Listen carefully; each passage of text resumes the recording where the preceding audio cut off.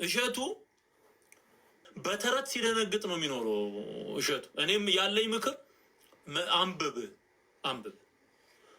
በትንቢት ስም ስለሚነግዱ ሐሰተኞች ነቢያት ብቻ ቸርች ቋል የሐሰት ትምህርት የማይሰለቸው ራሱን እንደ ነቢያት እየቆጠረ ከኢትዮጵያ ኦርቶዶክስ ተዋሕዶ ቤተክርስቲያን ራስ ላይ እንደ መጅገር ተጣብቆ አልወርድ ያለው ትዝታው ሳሙኤል አሁንም ከቤተክርስቲያኗ ራስ ላይ አልወርድ ብሎ እኛ ላከበርነው፣ እኛ ላመሰገናቸው፣ እኛ ለዘመርንላቸው ራሱ መድኃኒታችን ኢየሱስ ክርስቶስ በሰጣቸው ክብር ልክ ላከበርናቸው አቶ ትዝታው ሳሙኤል ግን የእርጎ ዝንብ ሆኖ በማያገባው ገብቶ ሲተረማመስ እናየዋለን።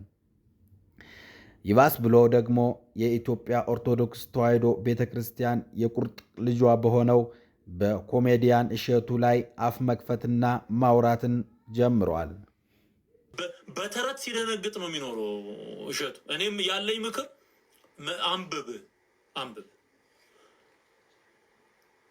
አንብብ ወንጌል መጽሐፍ ቅዱስ ገዝታ አንብብ። ለእሸቱ ያለኝ መልእክት ይሄ፣ መጽሐፍ ቅዱስ ገዝታ አጥና፣ አንብብ፣ ቁጭ ብለህ አንብብ። ፊደል የቆጠርክ ሰው ነህ። ተረት አግበስብሰው አምጥተው ሰዎችን ሲያስቱ ምክንያቱ አንተ ነህ።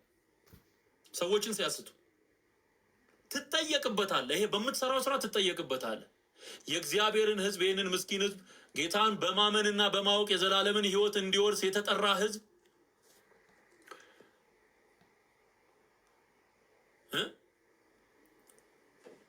እንዲስት ሲያደርጉ አቅርበ የምታሰብከው ይህንን የሐሰት ስብከት የምታሰብከው አንተ ነህ። ተጠያቂ ነህ። ራስህንም አድን፣ የሚሰሙህንም አድን።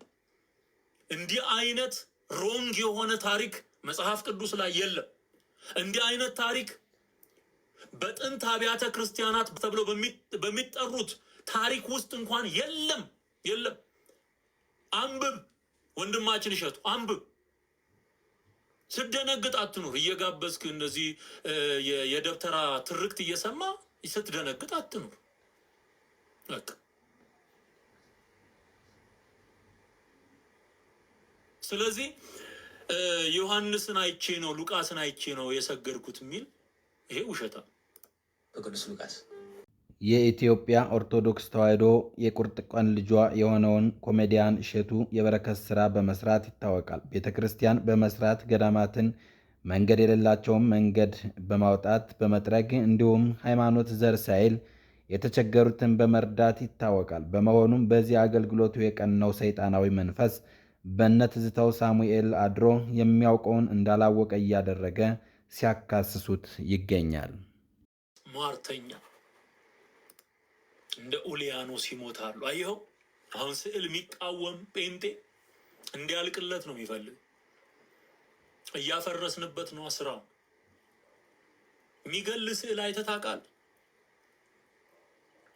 እነዚህ እኮ በቃ ይኸውልህ፣ ውሸት በላይ ሲደራረብ ሞራልህን ነው የሚነካው። ትጥለዋለህ ሞራልህን። ሰው ምን ይለኛል አትል።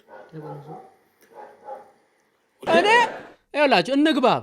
እኔ እያወራው ያለሁት በትንቢት ስም ስለሚነግዱ ሐሰተኞች ነቢያት ብቻ።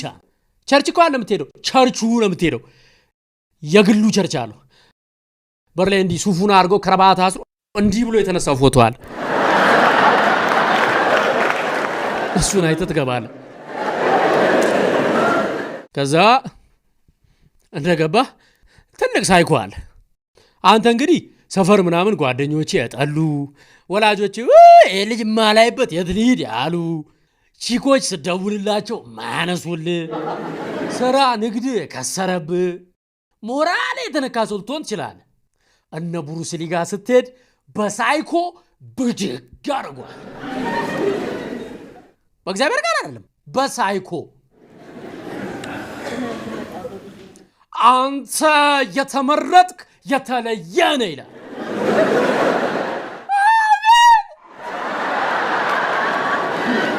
6 ሚሊዮን ብር ወደ ህይወትህ እየመጣ ነው። ምድራዊ ነገር ነው የሚያወራ።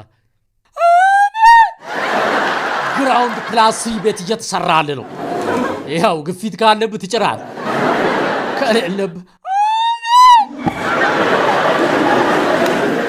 ራቫፎር ደጅ ይቆማል። ምንድን ነው ራቫፎር? የሚያምር መኪና ነው። አሜን በል ዝም ብለህ